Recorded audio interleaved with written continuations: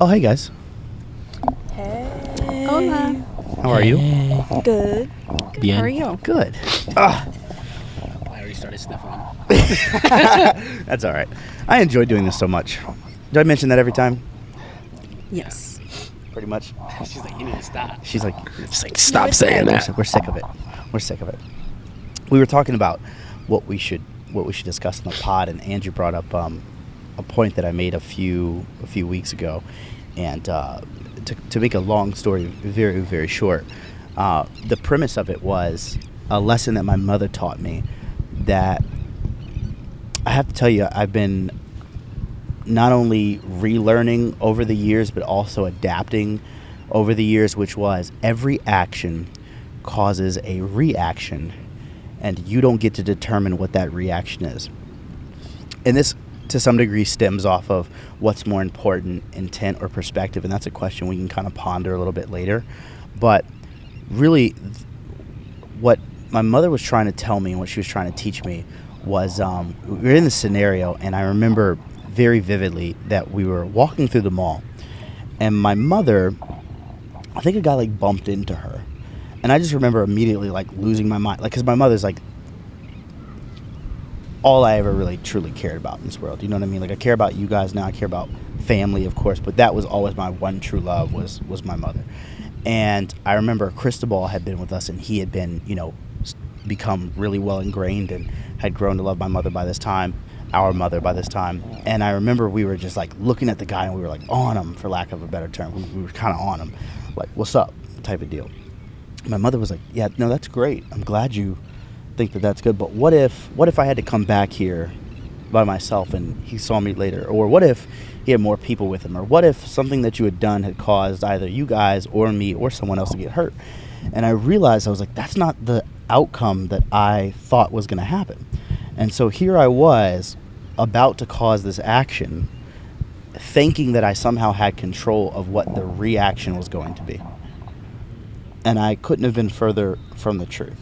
And as we look at the world around us today, I'm noticing the way that people disrespect each other on social media, the way that people disrespect you in traffic. It's as though it seems to me as though you feel as though you have complete control of the reactions that people are going to have. Have you all seen something similar to that, or is that just my perspective? I definitely have seen it. I have particularly seen it with social media and younger girls. Like, through my friend's 14-year-old or 13-year-old, she was telling me all the dramas and problems that they have. And it's all because of social media. And I was thinking, did I go through that? Like, did I have a phase where like all the girls were catty? And yes, I did, but it was never to an extent that it is now. Because when we were younger, there wasn't social media, or at least I'm the oldest one here, so for sure there was no social media. Like, I was out of high school when MySpace came about. I think MySpace came about like my senior year, like towards the end of my senior year. And I didn't grow up like in the best neighborhood. And I knew that if I said something or was like talking shit, there was a very real possibility that this girl is gonna come up to me and try to do something, so like you had to think twice before saying something crazy when I was in high school, because there was consequences. And with social media, there is none. If you create a fake profile and just start bullying people, and it's because they know nothing's gonna happen to them. That's what I was thinking. I was thinking, like, I feel that kind of just based off of what like my parents, more specifically like my mom and like older people around me, like that back in the day it was kind of like a one warning and then you strike. Now I feel like kind of what you mentioned is people have this mentality, and this can be because of social media, this can be because of a lot of things. I think it's a lot of factors, at the fact that now people do stuff intentionally with the fact knowing that there's no consequence, there's no negative reaction that's going to happen. And I feel like that's bad in a negative way, just for the mere fact that I feel like not having consequences has people kind of pushing the line of how far they can do things in order to finally get a reaction. And so I kind of agree with you. I honestly wish there was more of a reaction a lot faster, just so there's a consequence and people can notice that, don't do stuff you shouldn't do, because this is what's going to happen. But I feel like those things don't happen anymore, because now it's like, no, you're going to get in trouble, this can happen. But it's like, now it's like people are pushing the boundaries. Like, I know some people that like now, like you mentioned, social media, people are so much more bold to steal, because why? Because now employees are getting fired for stopping people that are stealing stuff. So now it's almost like, okay, nothing's going to happen to me. So now I can steal with, I can steal with impunity, with very, very minimal consequence. And so it's almost pushing that line. And it's funny because we were in Mexico, and this applies to that conversation I had. And I told you about this. We were in Mexico recently, and this dude was drunk. We were on the boat, drunk out of his mind. And he was sitting, and I told you this, he was sitting next to my uncle, which I'm surprised they let him on the boat. I'm fathom. He was like stumbling, and even his sister. And he was sitting next to him, and he was trying to reach for a bag that was my uncle's. And my uncle's like, that's not your bag. And he's like, yeah, it is. And then he tried it again. He's like, that's not your bag. And any mere person would have just moved. Like my uncle easily could have just grabbed the bag, moved seats. Nah, my uncle decked him in the face. He said, think. He's like, and that's the reaction. He's like, learn. And that because he's grown up like that. It's like, I give you one warning, I maybe give you two, and after that it's strike, and you learn from that. And I'm like, looking back, I'm like, holy cow, it's because he's a lot older, and he realized like these are the consequences when you try and do stuff that's like not yours, because you think it's okay to get drunk, you think it's okay to grab other people's belongings, you think it's okay to get into people's faces and do it, because he was doing a lot of stuff before that with no consequence whatsoever. Yeah. And you would have to wonder, or just ponder the idea of whether or not that guy thought that he could do things like that potentially because he's online, and because he talks shit, and because that's the world that he lives in today. Because when I see people online talking shit, I look at it as the equivalent of when you jump at a gorilla through the glass cage at the zoo. like it can't do anything. But the problem is people forget that those gorillas are still out there in real life. And so then they bleed the realities of what happens online with what happens in face-to-face interactions. And then they go out in the world and they jump at the gorilla and they get decked on the boat. And they're like, wait, why did that happen? It's like, because you've been so accustomed to talking your shit and then going back into your little hermit hole that you thought that was going to work in real life. You were just willing enough to test it, and that alcohol probably helped a lot probably, right? And so now here you are facing reality, which furthermore I think begs that social media is not reality. And and I don't want to take this in a completely different direction, but maybe we should go. Like, I can't stress this to you enough. Social media is not reality. Let me put myself on blast. I do these videos where I go to these places that I think are quite beautiful, right? I'll go to the beach, I'll go to a mountainside, doesn't matter. And I will take these videos where I talk and I try and say things that I think the original premise was that my younger self needed to hear, or should have heard. And luckily it's resonated with at least a few people, and hopefully it grows to be more. But people like, man, I remember getting a DM, and the DM specifically said, like, oh my gosh, I love like the quality of this image, like this is amazing, where was this?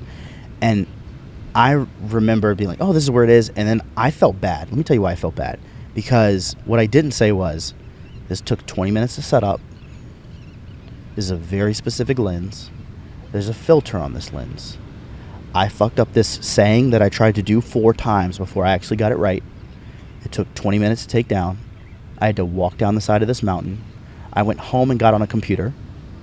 I uploaded all this footage, and then I went to a premium color software and changed the colors of the image to look more aesthetically pleasing to the human eye. This is not what you would walk out and see if you just... And there's music behind it, by the way. Like, if that wasn't enough, and then there's music behind it. It's like that. It's not real life. Like, we do all these things because we are trying to find the art in it. That's what I would hope we're doing, right? We're trying to find the art and the motivation in the social media. And more importantly, I think what it was originally set up for was so that people could connect. And it's interesting that I feel as though we may have disconnected more. I think the actual purpose of social media was never truly met. It was supposed to, well, I guess maybe in one sense it was, in one sense it wasn't. From the maybe spiritual standing, it was supposed to connect us. And it didn't do the job. It disconnected us and moved us further away from each other. But from the practical perspective, it threw all of us in a cage. It really did connect us. It put us all in the same place. Now the super far right Republican and the super far right Democrat are right next to each other. Now the super anti this and the super pro that are right next to each other. Now the all of the extremes are as close as your left and right ear and your left and right eye. They're on the same screen. And I worry that we actually may have created something that I don't know that we have the power to be able to undo. I actually think the only way to undo what's happening in social media would be to turn it all off. And there's a 0% chance of that happening. And I know you and I talked one time and we were like, do you see the good in it? I don't know if you remember that conversation. We were like, do you see the good in it? But man, this concept that I've been pondering of net positive and net negative in life, you probably have heard me say that a few times. I don't lie to you guys. This is not net positive to me. Social media has not found a net positive. There are voices that are beautiful. We talk about them every once in a while, right? Like, we talked about that congressman. You can look at like Gary Vee. That guy, who was the guy's name that you sent me the video of that you talked about that suffered from cancer? Remember his name? Suffered from cancer. And then he started the foundation for the kids. His daughter. His daughter, rather. Yeah, Ashley Kane. Mr. Ashley Kane. Yeah. Mr. Ashley Kane. Ashley Kane. Yeah. So it's like there's people who are doing it right. And yeah, and are they drowning in the geostorm of like maelstrom of like? I think because even with him, kind of back to the concept that we're talking about, every action has a reaction. It's I'm so sorry to interrupt you. That's actually what social media was. Yeah. They created it with an action, hoping for a certain reaction, and they did. And then now it's within, because even G's talked about it. Chris, he's like, he's been in and big shout out to him. He's been doing social media for a decade now, and he's really, really good at it. And he's helped us understand that the way it works is whatever, like, it funnels whatever you're attracted to. So it's like he's done such a good job at making sure his feed and everything he sees is positive for him.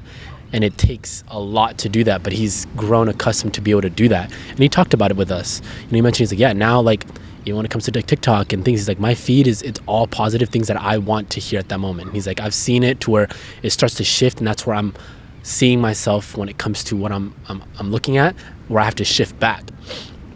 Even with Mr. Ashley Kane, someone that I just started following, a lot of his stuff, he started on MTV doing reality and things like that. Then I mentioned, his whole daughter and, her illness and passing away stuff. That in itself started this reaction for him to now have a huge foundation to fund kids suffering with that specific thing. Now he's doing, triathlons. Now he did the Yukon 1000, things like that, where now that's kind of changed his mindset on how he does things. And he's super dope, man. I highly recommend you guys look into him. But just started that all because, of that, which, it's super sad to see that he's where he's at now. But what he had to go through was he had to, in a sense, lose his daughter almost, which really sucks. But it's like, again, every action has reaction. It's like sometimes it can be positive and sometimes it can be negative. It just really depends. But like you mentioned, it's like we're seeing more negative than positive, and there's those few, like Mr. Ashley Kane, you know, the congressman guy that you mentioned, and a few other people. And I'd definitely say our group is one of those positives. Okay, but I think I might have figured something out. Have you noticed that in our group we all have a discipline or something that we're extremely focused on? I think that might be the problem. I think a lot of these people don't have a discipline or something to focus on. You dance, you bodybuild, you do jiu-jitsu, I do jiu-jitsu as well, and I do videography is a huge thing for me. Like, we all have a very unique discipline, and I feel as though when we, especially jiu-jitsu, like when you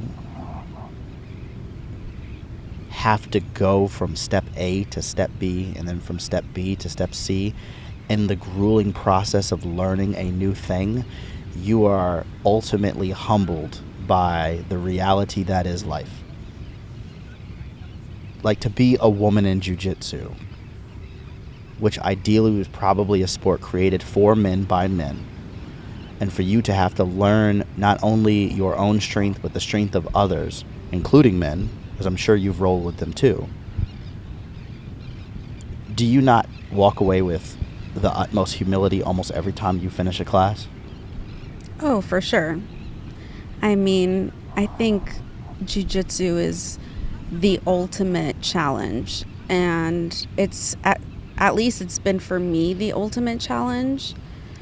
I would say I'm a fast learner, and I've done a lot of things, and it's come somewhat easy to me, but jiu-jitsu has been one of the few things that I've actually has like kicked my ass.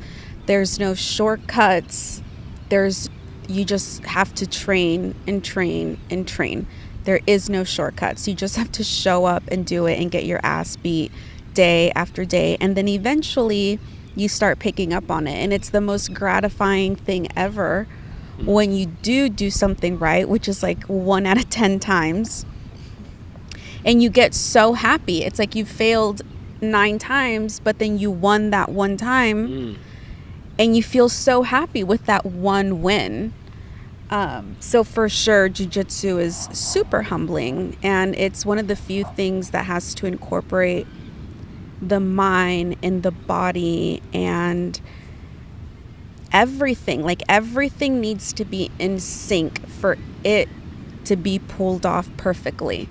And you don't truly appreciate it for what it is until you do it. Like, if you don't do any kind of martial arts, you're not going to appreciate it. And that's why, like, for us, we can look at a jiu-jitsu match and be so excited and involved and be like, oh my God, like, I can't believe he did this. But I'm sorry, do you know anything about jiu-jitsu? I mean, Reggie's talked about it. Oh, okay. Yeah. But like, if she were to watch the same thing, I don't think she would have like the excitement or understand how hard it is to do what they did, and they make it look so effortlessly. So for sure. But I wanted to go back to a couple of things about the social media before we go off on jiu-jitsu. So going back to if social media is a net positive or a net negative, I definitely think overall it's been, I would say, more on the negative side.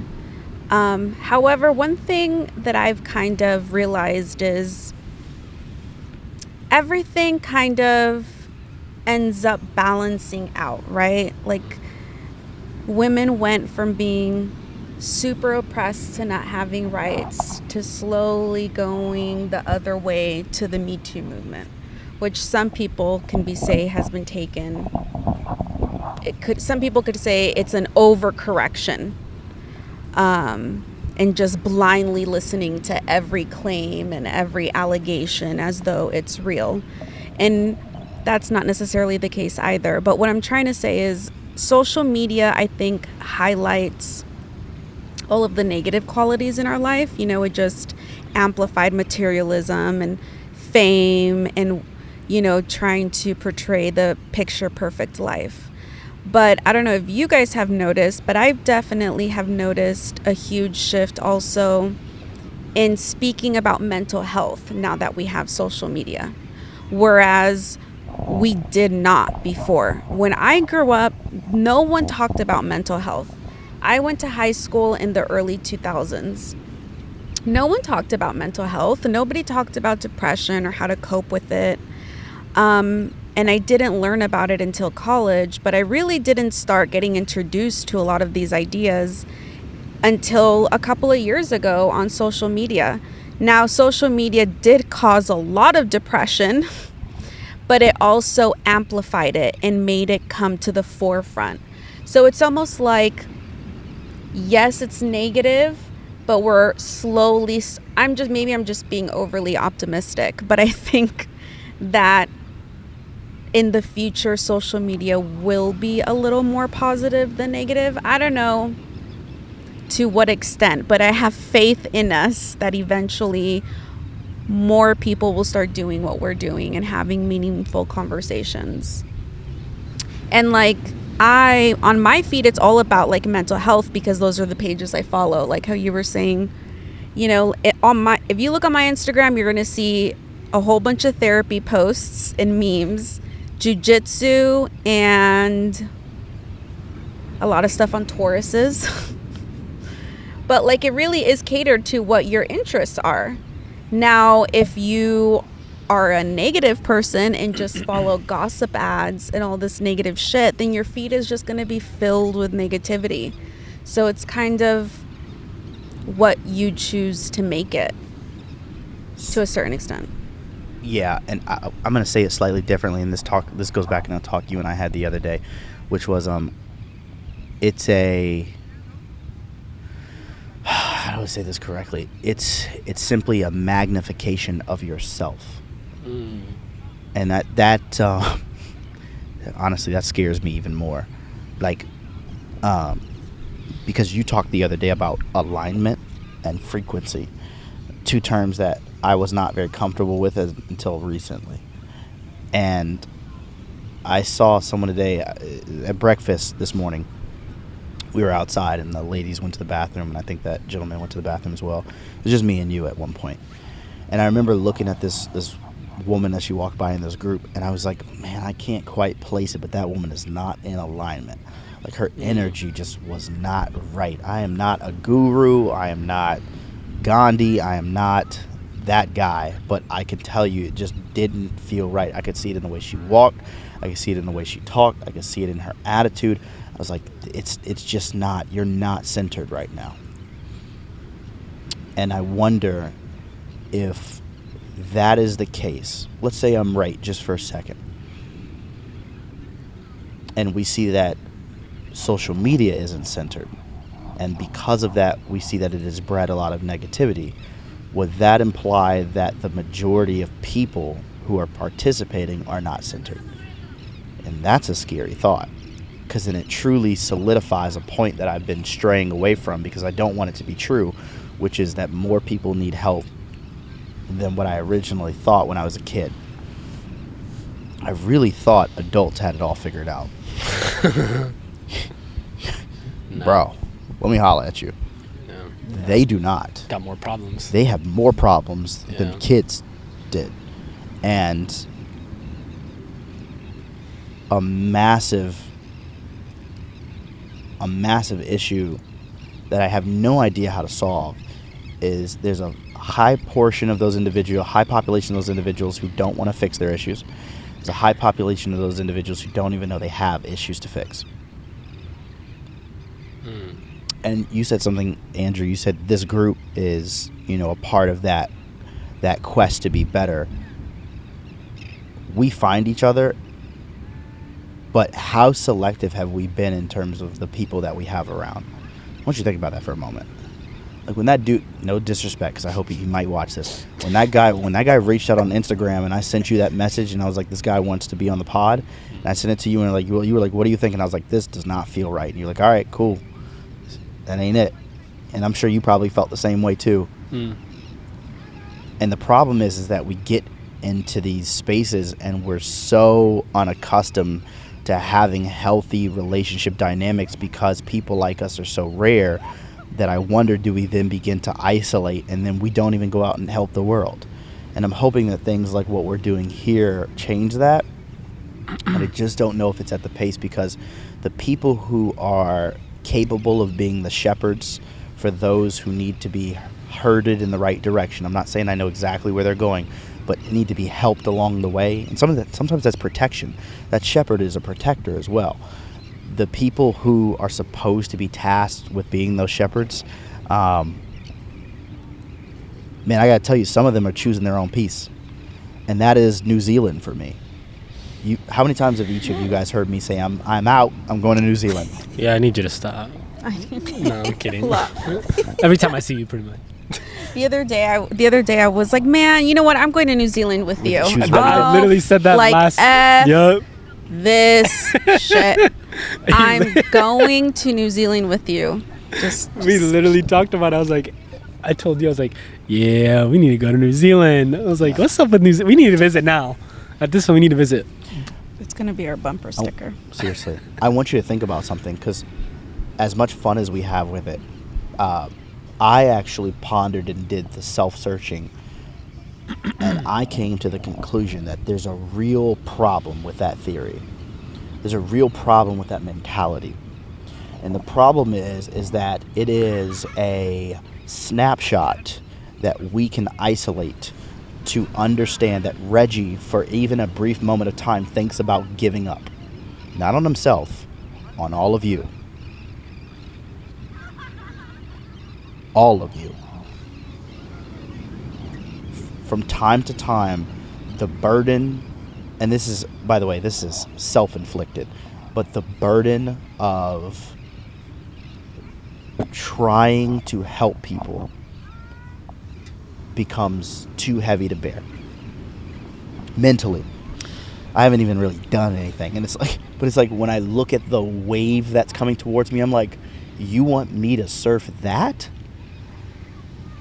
Get the fuck out of here. Like, I don't even want to try. And dude, like, you know, I've been tackling spirituality. That's a lie. Let me say that a different way, because that's not technically true. I've been guided by beautiful individuals, two of which are sitting right here with me on my journey to spirituality. You are the shepherds for me as the sheep in that journey a lot of times. So I don't think either one of you realize to what degree you are helping me to see a much grander picture. When I tell you that even within that conquest for spirituality, I begin to wonder, does God truly give his strongest battles to those who can handle it? And am I not seeing what he, she, they, it is supposed to be showing me? Because I tell you, like, I don't know what God is. I'm not there yet. I'm just not there yet. I don't know, but I know there's something more, but I also don't know what that plan looks like, and I don't know that I ever will. And in those moments, it does feel a little dark, and it does feel like, dude, if this is what I'm supposed to be doing, I'm gonna need a sign, and maybe a map, and maybe like a light, and maybe some help, and maybe, you know what I mean? Like, I get worried. And so then I think about New Zealand, and that's just like a cry for help from me to me. Yeah. So what my therapist would say to that, because I've said similar things like going to New Zealand, but my going to New Zealand was getting a divorce, you know, and one of my problems is changing destinations or locations, but it really having no effect on your inner self. Like, you can move to New Zealand and then you can still feel the exact same way in New Zealand. I mean, because there's going to be shitty people everywhere. Shitty people in New Zealand. Say that again. So it really comes down to what will make you happy. And supposedly, it all comes down to us and how we view things. We can view it and look at all the negatives in the world and be like, fuck this. Or we can look at all the beautiful things in the world. But that's a battle that I even tell Reggie all the time. I battle with all the time on whether to view it negatively or positively. Some days it's easy to view things in a positive way, and other days it is a real struggle to be optimistic about this life. You know? And I really have learned that it's or I'm trying to learn that it's within you and how you think and how you view things, not necessarily the destination or we're moving somewhere. I mean, I'm taking that quite literally, but I think it has to do a lot about our outlook. And it sounds so cheesy and so easy, but it's not easy. It's a real struggle every single day.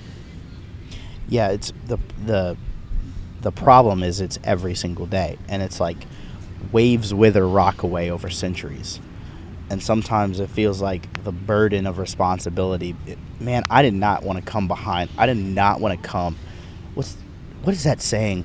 I did not want to go behind the curtain and see the wizard there. I did not know what I was getting myself into. Chris always refers to it as taking off the rose-colored glasses. Like, once you remove them, you can never put them back on. When I began to see this world for what it truly was, terrifying. The free will, and I'm not saying I'd be a person who would ever want to take it away, because it's also the most beautiful aspect. But the most terrifying thing is free will.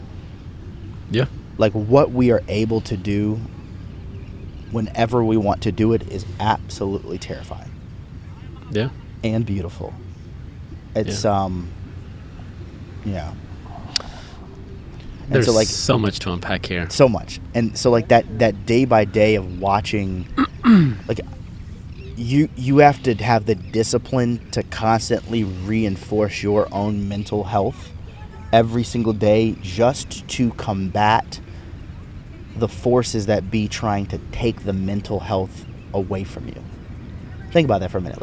Like before you even break positive, you have to break even on your mental health. When you leave that home in the day for the day, and you receive all that input from the girl yelling at you at your job, to your boss being very negative towards you in a situation. We all know shitty bosses. Reggie. I'm kidding. To someone swerving in front of you in traffic. Yeah. To the television show being negative and going to commercial of some girl who is a size 0 in a dress that you've always wanted to fit because the world told you were supposed to, so that they could sell you a product and make money off of you. To hurt people looking at you because they think that you can see them, so now they're going to hurt you first. And then you got to get home, and then you got to reground yourself and do it all again tomorrow. I know how people are slipping into depressions, because you just magnify that by turning on these massive lenses and showing them to everybody on a device that 40 years ago no one would have ever even dreamed about. We didn't even get enough time to think through. We didn't even get enough time to think through this. There was no counsel. Did you get an invite to a meeting? I didn't get an invite to a meeting. No one said, "Hey, you should probably sit down and think about this first." So much to unpack again. I'm sorry, we're doing No. this. You're good. I have a lot to say, kind of. I've always had this feeling that I had to save everybody. I've always had a feeling that I've had to save everybody. It's one of my. I don't want to say it's one of my flaws, but it was one of my flaws, just because with the mental capacity of, like, I have to save everybody, you start to not save yourself. And so I had this mentality that I have to save it. It's always been like a part of who I am. Like, oh, I have to save everybody. I have to save everyone. You know, like, I got to make sure everyone's good before myself. She even gives me a lot of crap for it. She's like, you need to worry about yourself before you start worrying about everybody and this and this. She gets on my case. But I love that about her, because she helps me remind myself, like, hey, in order for you to be good for someone else and help someone else, you got to be good for you first. Because then, again, if you can't love yourself, how do you expect to be able to love someone else? And so back when I did struggle through depression, and I say did because obviously, you know, I believe in God and stuff. I believe he's healed me from that. Still have my moments, but, you know, we're past that. And one of the biggest things was that is trying to be good for everyone else, even when I was like in the mud. You know what I mean? And I feel like now that you've gone on this new journey, this new chapter, whatever you want to call it, of kind of find out, you know, where you lie and what your understanding of who God is and stuff like that, you're kind of also still feeling the barrier of like, man, like I gotta save everybody, like, and I still feel that sometimes. I think what's helped me is gain the understanding that you don't have to save everybody. Not everyone isn't gonna fit on your boat. You don't have a big enough boat. Even if you have one of these big yachts, which there's none on here, but if you have a huge yacht, not everyone is going to fit. For me, what I've learned is I can't help everybody, but I can love everyone that I come in contact with. And that's still a struggle that I struggle with right now, because it's like, you got the people that cut you off. How the heck am I supposed to love on them? You got the people that, you know, give you bad service. How am I supposed to love on them? You got the people that are having a bad day and taking it out on you. How am I supposed to love them? But again, kind of what you told me about your mom, it's like that reaction. It's like, what's the perspective? Is more important for you to do something about it, or is it more important about the perspective? And you actually told me about that today. And I was like, I took that in because I'm like, holy cow, like the normal day-to-day Andrew who's trying to get better, I'm just going to pop off on you. I don't care. Like, you know, whatever your perspective is, that's on you. That's not on me.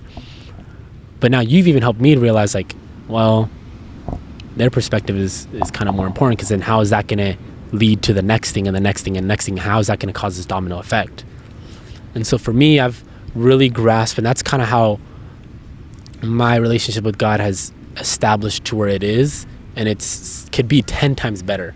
And, you know, I'm first to say it, like, my relationship isn't the greatest. It can be a lot better. But again, my relationship with all you guys can be a lot better every single day. Is understanding that I don't have to save every single person, but every person that I do come in contact with, I can love on them. And that doesn't mean you gotta like give hugs or anything like that, but it's just pouring a simple, how do I put it in the best words? Pouring a simple act of kindness, or, you know, extending a hand and things like that. And we all fall short. We're not called to be, you know, the most perfect people.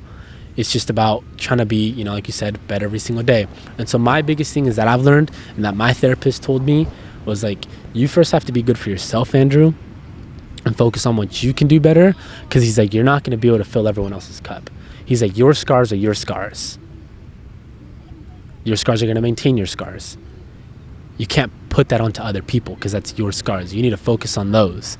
And once you focus on those, and you are able to understand them and comprehend them in a normal state, and then you can go ahead and start talking about it. That's what we've talked about, you know, my past and what I've gone through. I can talk about that now because I am okay with it. I'm an understanding of what I've gone through.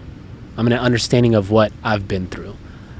I've comprehended it, and I've been able to grasp it and sit alone and actually be like, dang, I've been able to share it with you guys. I've been able to share it with her. And with that, hopefully help other people. Now from there, I have my inner circle, our inner circle. How am I able to help them out? We're not all going to be 100% all the time. Yeah, God willing, there's going to be times when we are. And that's, you know, that's awesome. There's going to be some days where the four of us are chilling, Reggie's going through it. But that's where we're able to pour into you. But if we're not all good, or at least okay, then it's not going to really work, you know what I mean? But as long as we're all constantly good and know where each other stands and constantly pouring into each other, then at that point, can we expand to help other people? Because again, I've used this analogy. You can break a stick by itself super easy. You add a second one, it's a little bit harder. You add a third one, it's even harder. You add a fourth, fifth, sixth, it just gets a lot harder. If all five of us are aligned properly, it's not going to always be perfect, but properly, then we can extend the hand, which is the concept that we've been trying to do, is we can extend the hand to help out others. And that's how you go about helping people. We're not going to help every single person. We can have the biggest freaking boat on the planet where all five of us are on the same boat. But again, even all five of us aren't going to be able to help every single person.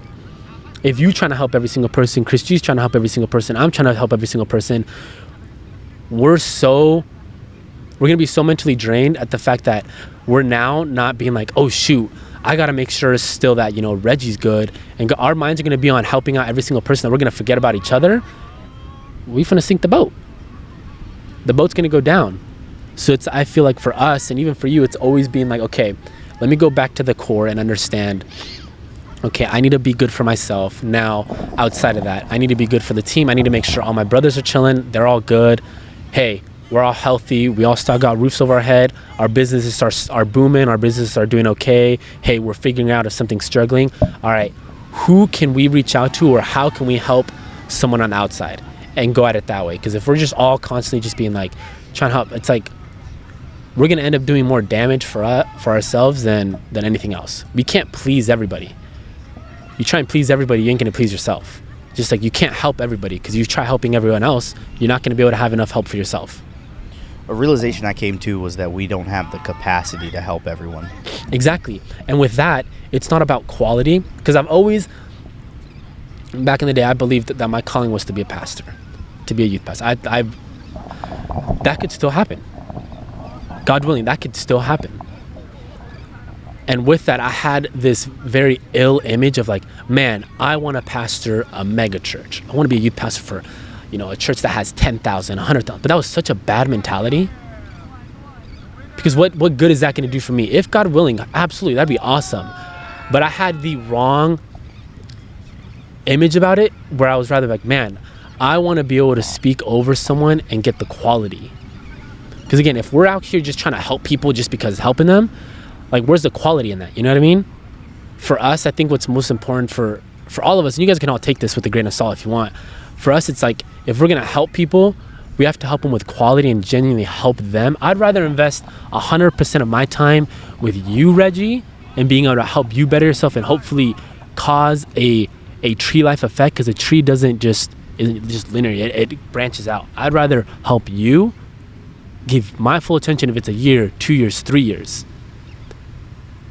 Once you're done, you go out and help another person, you're helping another person, I can now invest another year, 2 years. That's already what? Now we're helping two people.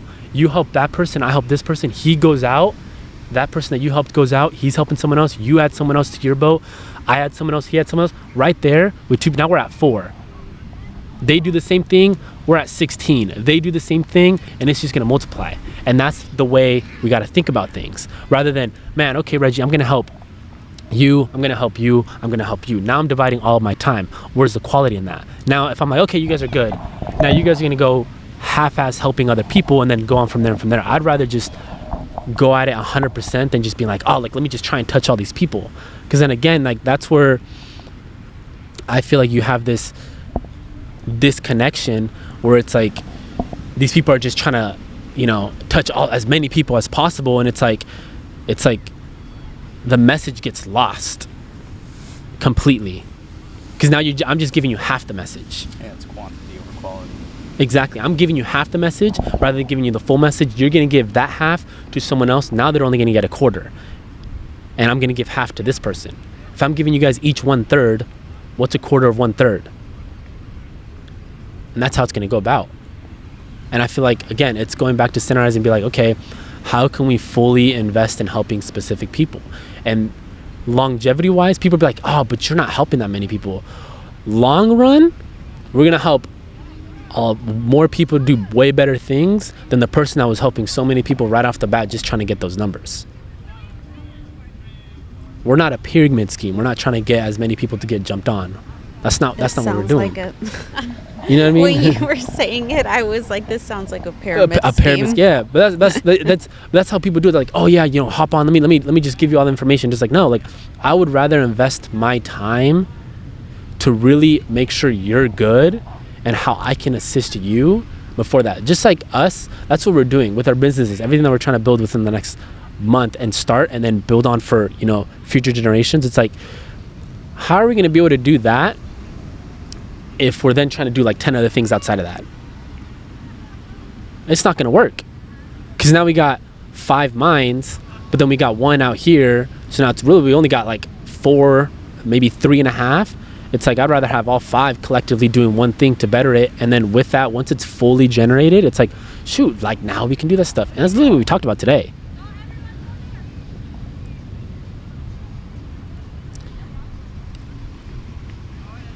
For me, you touched on it a little bit. I think for the average person, they're not necessarily trying to help people. I don't think they view it that way. I think the average person is stuck in people pleasing. And they don't even realize that they're people pleasers. Growing up, I didn't realize I was a people pleaser. I didn't realize that my insecurities were being masked or validated by what I did. You know, like growing up, I was a super overachiever, and it was so that I could get validation and I could get love because I didn't fill my own cup. I didn't validate myself. So it was like, look at my good grades, look at my degree, look at this, look at this. But really, I was doing things not necessarily for me. And it wasn't until I got much older and actually became a mom that I realized you really do need to fill your own cup. And as a woman, you're, at least in certain cultures, especially many traditional cultures, you know, you're taught to put yourself last. You're a mother first. Your child comes first. Your husband comes first, or whatever it may be, your parents, because they're elderly and you need to look after them. But you can't do any of that unless you are okay, unless you have the energy. Like I got to a point where I fainted from exhaustion because I didn't realize that I needed to help myself first. And we think that's selfish, you know, like taking a day just to yourself. Well, leaving your kid for a babysitter for a couple hours so that you can go get a massage. Sometimes women get criticized saying, oh, you're being selfish by doing that. Like, you mean you'd rather not spend time with your son? You know, like they'll guilt you into it. And then we stop taking care of ourselves because we are afraid of the judgment and our insecurities get the best of us. And then going back to vibrations and alignments, once you do love yourself, which is not an easy thing, it's something that I struggle with all the time. And once you realize that you need to fill your own cup and not make everybody else happy, you change your vibration, you change your frequency. And like science and atoms, positives go with positives, negatives go with negatives. So as you change your frequency and alignment, you attract other people to that same frequency and alignment, and you start surrounding yourself slowly with like-minded people, and you start collaborating with them, and then that whole branching effect takes place. But it really all starts with you. Do you love yourself right now? Not when you get the degree, not when you get the 6 figures or the home. Do you love yourself right now, sitting here on the beach? Like, what is disturbing your happiness? It's usually has to do with an insecurity of some kind, like a deep down insecurity that we were conditioned to believe and buy ever since we were little. So for me, it really comes down to loving yourself, validating yourself, and filling your own cup, and then everything else, and that starts the domino effect. But that's a big start, though. Like, it seems so easy, you know. And I never thought I was a people pleaser. Like, I thought I was strong and opinionated, and it's like, not really. Like, when you start peeling away all the layers, I really wasn't as confident and as badass as I thought I was. Jiu-jitsu taught me that. Life has taught me that. Relationships have taught me that. Everything has made me realize, like, no, shit's much deeper than what you think it is. The lessons in life are like words on a page of a book that you can't read until you sit down by yourself and actually open the cover. It was always there. The lesson is right inside of that book, but until you take a moment and step away from all of it, like, you need to go sit in your house, which is why I'm really fearful for people who have overt amounts of input. I worry about the little girl who goes to her house and her parents are screaming, and then she leaves and her friends are talking about things that don't matter, and then she gets to school and the teacher is trying to force ideas down her throat, and then she sees the TV and they're trying to manipulate her into buying things. And maybe even in her own room, her brothers and sisters are dealing with their own battles to become individuals. And it's like, when did she have a moment to just sit and be her? I worry so much. Because is she wrong when she goes and isn't in alignment? No. Her environment from the beginning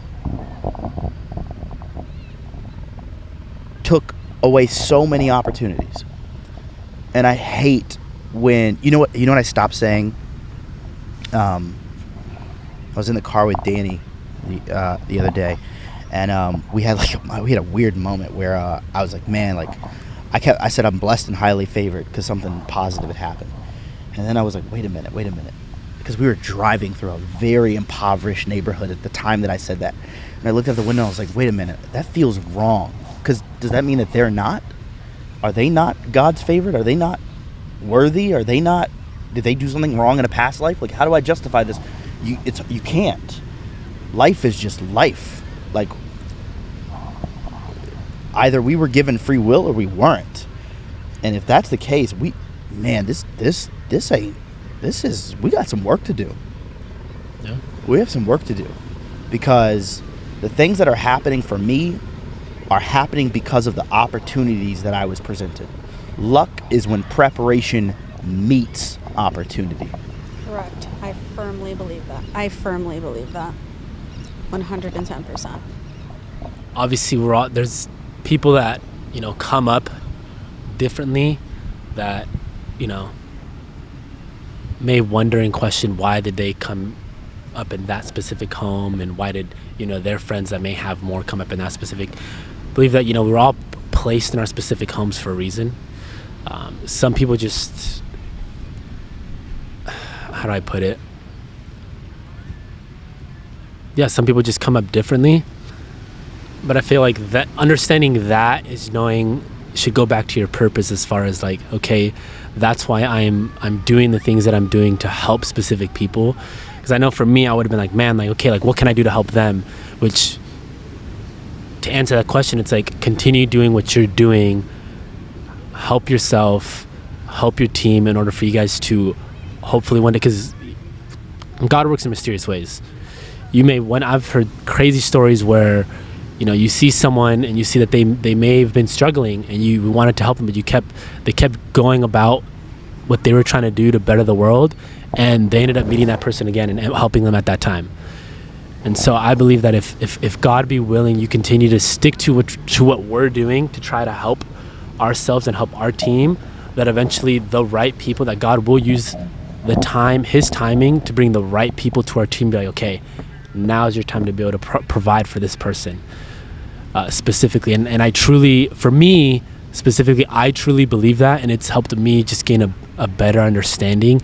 And if not, it's like, for me, I've wanted to, and kind of backtrack, like for me, I've always wanted to, because my parents, they're not believers, and I've always had like a difficult time having that conversation about like God. Like, it was always an argument. Like anytime we had the conversation, it was just like, especially me and my dad, love him to death, he's my best friend, I've talked about him before, like we just always come to blows. And I finally just stopped having the conversation with him, because I was just like, when the right time comes, him and I will have that conversation, but for now it's just not it. And my best friend TJ, a big shout out to him, he's just like, hey man, like, you were placed in your specific home for a specific reason. Keep doing what you're called to do, love on your parents, keep loving on the people surrounded by you, and then if you are the person to speak life into your parents, then you'll be the person.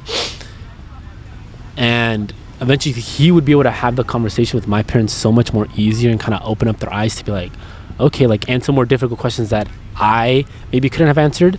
And it kind of brought me an understanding that, like, if I force myself to try and help someone, I might be for me, I might be deteriorating them away further from than actually helping them. I might actually making things worse. And so for me, I've realized, like, by me trying to help every single person, that could also have a detriment on some people. I might be pushing them away further because I'm just trying to force my help onto them. And it's like, not everyone's asking for it, you know what I mean? And so for me, I've been like, okay, like, in order for me to be better, I have to know that when the time is right, you know, some people say, like, when the universe brings you someone, that person will be brought to you. And for me, that's kind of what I've leaned on. It's like, if I'm gonna have the proper conversation with someone, it's gonna be on his timing, not mine. And it's helped me bring a lot less stress to my life because I've been, like, easier at, like, not forcing the help and backtracking conversations, like, man, did I say the right thing? Did I do this? Did I do that? And now the people that he has brought to me, I'm like, I've left that conversation feeling better. I'm like, oh, okay, like, I had that conversation with someone at that specific time for a specific reason. And it's helped me leave that conversation good rather than me forcing something that I'm like, oh man, did I say the wrong thing? This. And so it's like, again, it all goes back to what you said. I've always what I've gotten better at is filling my own cup first, helping my team out and the people that actually, like, are lifting me up and made me realize certain things. And then from there being like, okay, like, have a conversation with one person, have a conversation with another person. It's happened. I've had interesting conversations with people at work, places that you, like, don't even think you'd have conversations. I'm like, oh man, so, like, this is what it feels like to really truly help people. Is it'll just come naturally to you rather than you constantly forcing and stressing yourself out. I never thought I'd feel privileged for having good people around. That's it. That's all. That's all I had. That's all I to say. think what's really important is answering, what does it mean to fill your own cup? What is self-love? Because we may have an idea of it, but I know my idea of self-love and filling my own cup has changed throughout my life. And that is totally fine. I feel like that's, well, first, two-part. One, I think you should share, if you're comfortable with it, what you consider self-love now for yourself. I think for everyone it's different.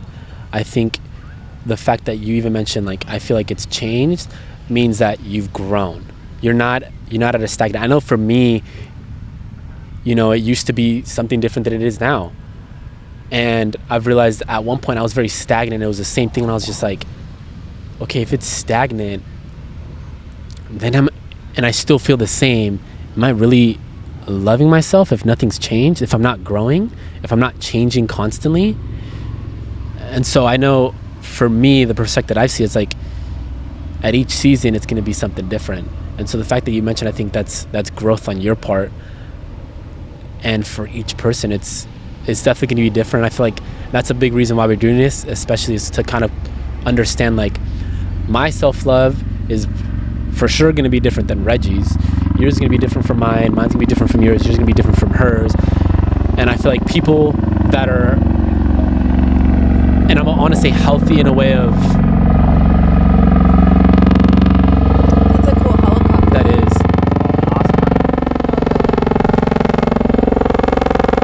So let me take a video.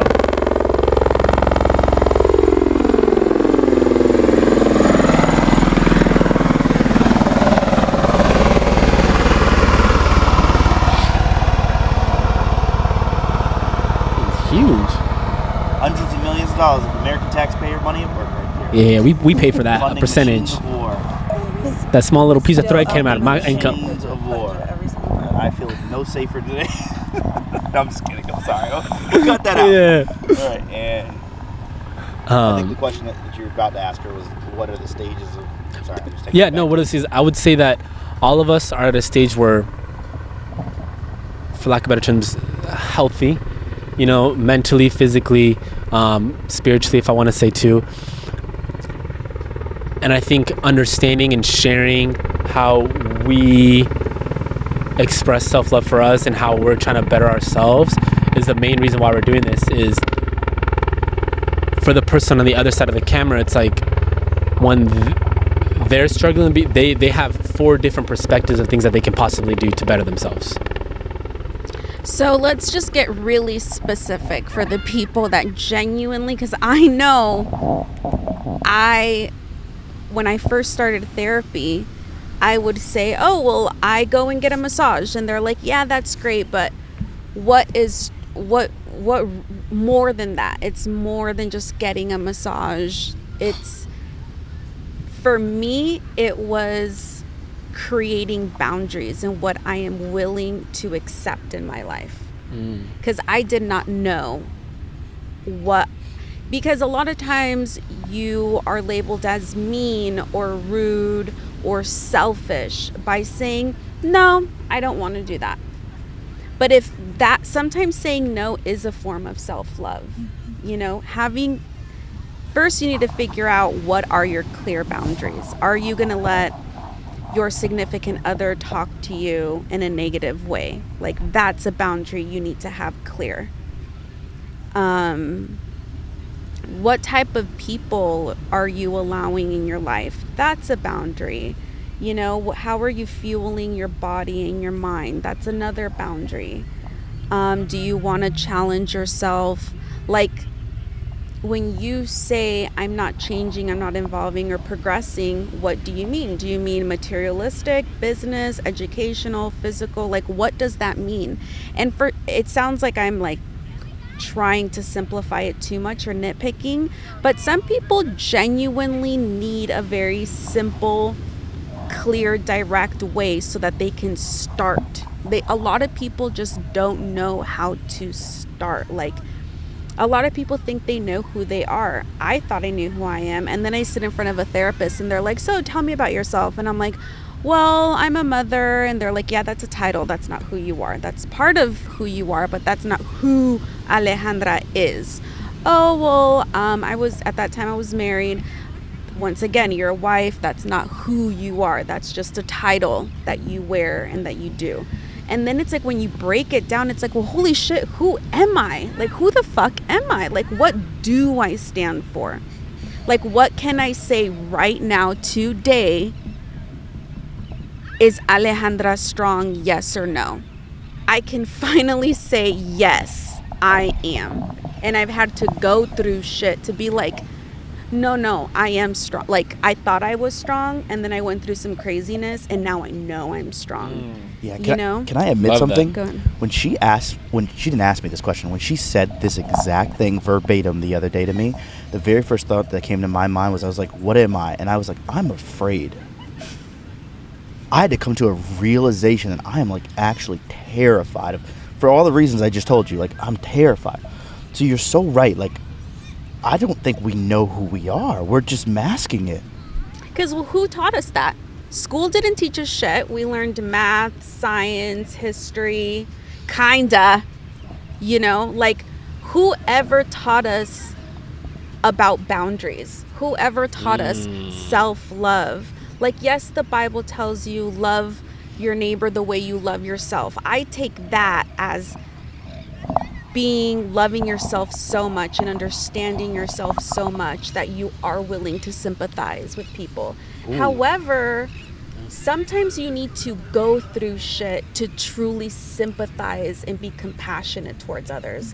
Like, I know in my early 20s, I was really hard on my friends who would have cheating boyfriends or whatever, and I would just be like, you need to leave him, and I would be like, so hard and tough love. And I didn't understand that some people learn differently, and that when you are heartbroken and you're going through that really hard time in your life, it's not so easy to just be like, okay, fuck you, on to the next. No, and I had to go through that to be a better friend and to be more compassionate. Like, I literally had to go through shit to be like, oh, I was a fucked up friend when I said that, because I had no idea what I was talking about. I had not gone through it. And here I am giving advice on something that I really didn't know about. And that's something that you unfortunately can't teach anyone. You kind of just have to go through it. Yep. I used to watch sports games of sports I had never played and try and say what I would have done differently. What are you talking about? Yeah. Like, what? When we're talking shit and we're watching like professional whatever. Yeah. And it's like this person has gone through professional heartbreak, and I've gone through goose egg, and I'm sitting here trying to Goose egg, explain to them goose egg, yeah. how they should do things differently, Yeah. not realizing that that person that cheated on them was there during a crucial time in their life when they needed them. That person that was there is a coping mechanism for a relative that was not present, like a father or mother. That person is extremely comforting for them to just have around. That person provides a sense of protection. That person, like you said the other day, emulates a present parent from your childhood, or a present figure from your childhood. You were used to the love that you were receiving coming in the form of abuse, or you at least believed that was what love was. And now that you see it again, you're like, oh, I remember that. That's what love is. She said something the other day where she was like, Reg, I don't know that how many people would be ready for your type of love, because they've been so traumatized that they've begun to believe that that's what love is. Ooh. Oh my Dang. God. And it's Yeah. subconscious, by the way. Like, you're not walking around thinking, oh, all I know is toxic love, so this toxic love is comforting to my nervous system. No, like, you genuinely don't know any better until you sit your ass down in front of a therapist, and you go through your childhood, and then you start connecting all the dots. And it's like, holy fuck, that is why I got into that relationship, because all I ever knew was this up, down, up, down, up, down from my upbringing. So you're programmed, our brains, I love using the computer analogy just because it's easy to use, but you get programmed to believe this is love. 1 + 1 has always equaled 2. So if you grow up subconsciously believing that fucked up plus fucked up equals love, guess what? You're gonna grow up and you're going to be in a relationship where fucked up plus fucked up equals love. And you're not even going to realize it. You're not going to want to do it. You're just going to be like, holy fuck, one day.